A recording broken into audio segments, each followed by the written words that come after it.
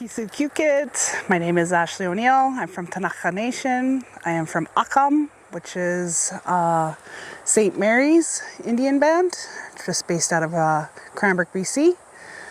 I'm here in the beautiful territory of nuʔkiy, and I'm here to talk about cultural burning and prescribed burning. I have been a firefighter for the past 17 years.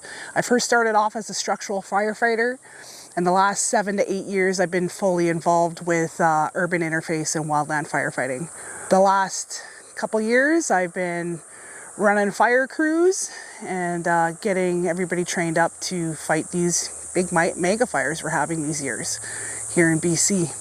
A little bit of history about cultural burning. It was a part of our traditional ways, the Tanaka people, and not only just our nation, the Tanaka Nation, multiple other nations across BC, across Canada, United States, and other countries. And the reason why we did that cultural burning is because we knew that fire was a natural part of the ecosystem, and fire brought a lot of life to us.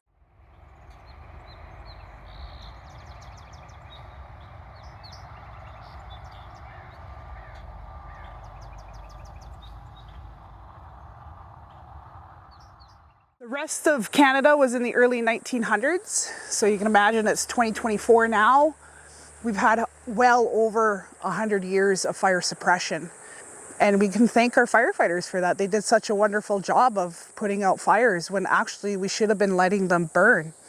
And that's why we are getting these huge mega fires nowadays. We're trying to break that cycle now, and we're trying to bring back cultural burning.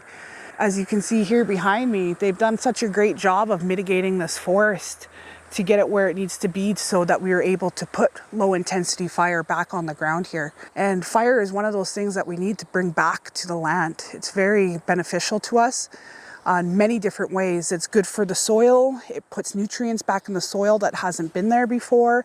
It promotes new berry bushes for a lot of people, promotes new trees, different herbs, different medical plants for us.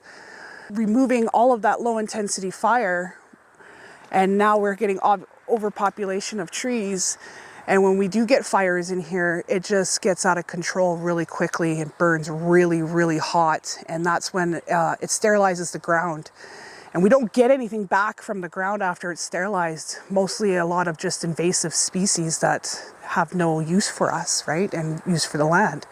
So when we bring back low intensity fire, we just want it to eat all that fine fuel off the ground, and it will consume trees, what it wants to take, but it also will give us new trees too. If we didn't remove that low intensity fire from the ground, we wouldn't be in the situation that we are today.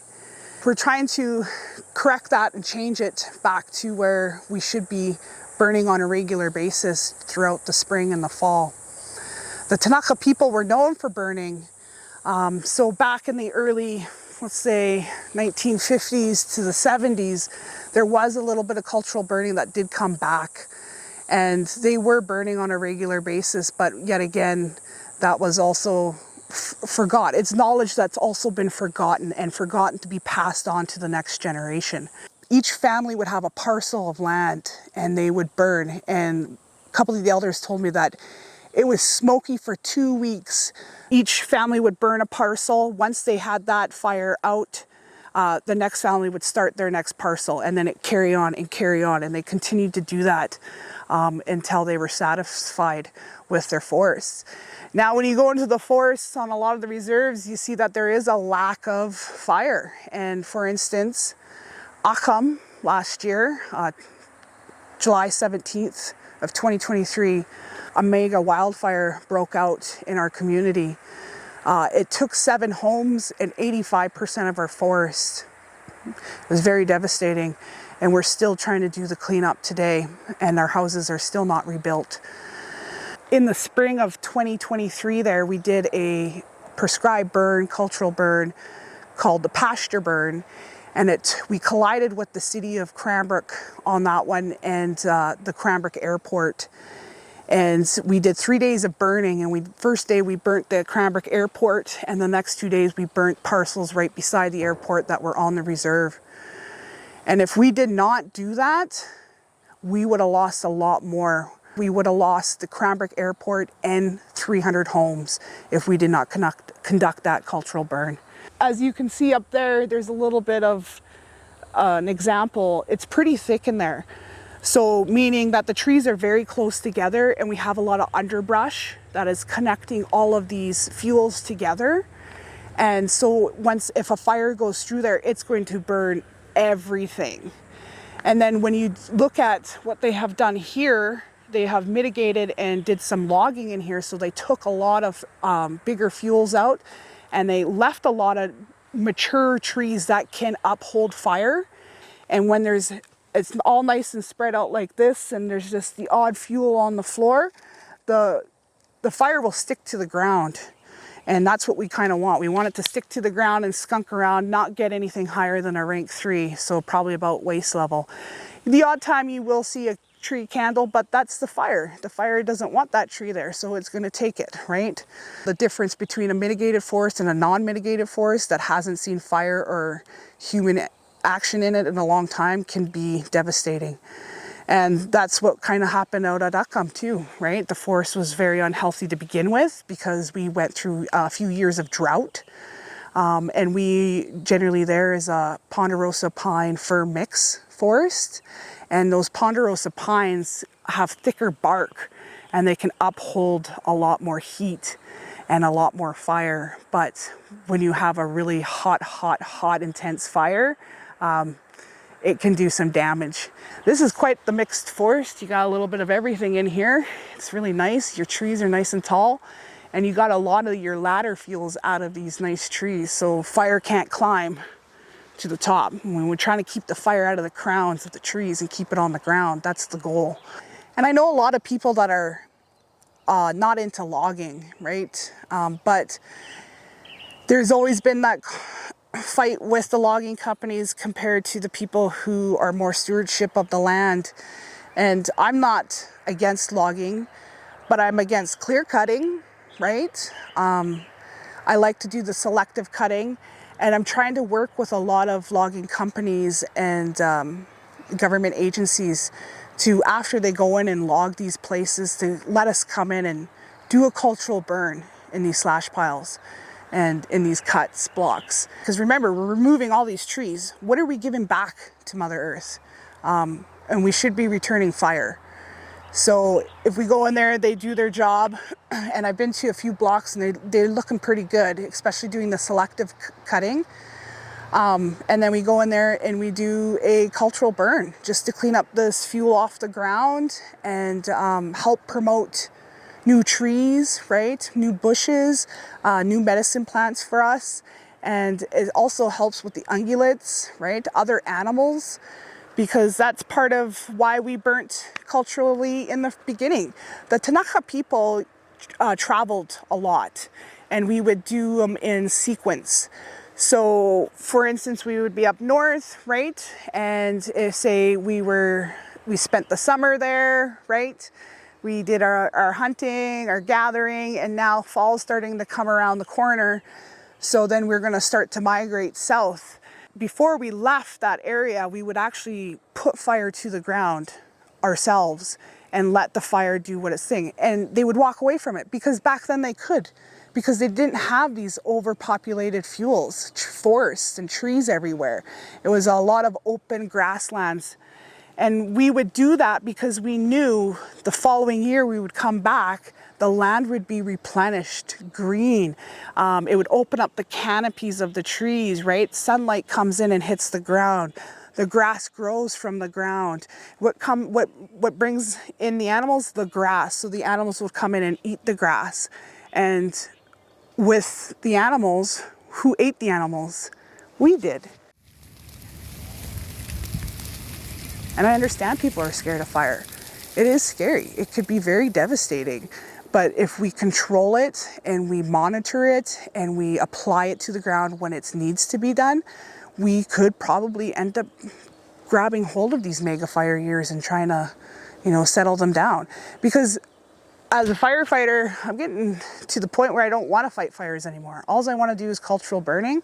And I want to be able, if we are going to go out and fight a fire, I want to be able to take my crew out there and we're actually just watching the fire, letting it do its job, and just keeping an eye on it and not actually suppressing it and putting it out. Let it do its job. It's going to eat what it wants. And if it doesn't want to eat it, it will die. It's here to clean up the forest and not to destroy it. So generally when we're doing prescribed burning, I know a lot of people complain. I do get the odd phone call that somebody's complaining that there's smoke, and I just have to tell them, listen, you want smoke for a week or you want smoke for 3 or 4 months? And they're like, okay, I would prefer to have it for a week. And with prescribed burning, we get that fire hot enough and we can complete a plume to go straight up, so where that is not drafting into the community or surrounding homes, right? Smoking out people. We don't want to do that. If we get that right burn in the right temperatures, we can get it to go straight up and it will just dissipate naturally and without having that heavy smoke. Prescribed burning is more of it's plant, right? We've gone out, we've walked along the land, we know where we're going to burn. We're doing it in sections, so there's usually blocks or like boundaries that we're using, and it's on paper, right? And there's a whole bunch of crews there. Right, you got a whole bunch of people, you got your burn bosses, you got your ignition specialists, you got monitoring people, you got your firefighters, you got your holding crew. Sometimes we use helicopters, ground crews, we use drip torches, right? So we're using a mixture of fuels and a tool, and it's planned. Like, it's been executedly planned, and if we don't have that burn window, then we're not burning. Cultural burning was more of a natural side of things. So we didn't have drip torches back then, so they would use sticks. They called them sap sticks, and it was just a stick wrapped with natural products and a lot of tree sap, so that stick would continue to burn. And they would just walk along and just use that to burn, right? So there was no extra fuels, like we weren't using diesel and gas, and we weren't using any chemicals. It was just naturally done. They made a fire, everybody would take their sticks, and then they would go. It's been lost because it was not carried on through generations like it should have been. Some of my knowledge did come from the elders, but the elders did tell me, like, they don't know. Some of them don't know because it was lost knowledge. You know, you got to understand that the residential school put a lot of damage onto that. So the residential school in Cranbrook started in 1874? Something really close to the early 1900s, and it closed in 1974. So that's 100 years of suppression right there. I remember some of the elders telling me that back in the 60s, 50s and 60s, they were lighting fires because they knew they were just going out there burning their fields, and the RCMP would show up and throw them in jail, right? Because it was illegal for us to practice cultural benefits, right? And burning was one of them. We're trying to protect our people, we're trying to protect our cultural benefits, and we're trying to protect our forests. And we can't do that alone. We need everybody to participate in this. And we need to start with our youth and our younger generations, and bring them on board and teach them the ways and teach them the things that we had to learn on our own, that we should have been learning from our elders that who forgot, or other ways, beaten out of them. So, it all starts now, and we should have been doing this years and years ago, but we have to start somewhere, and we're starting now. And so hopefully we can make a difference. Hopefully.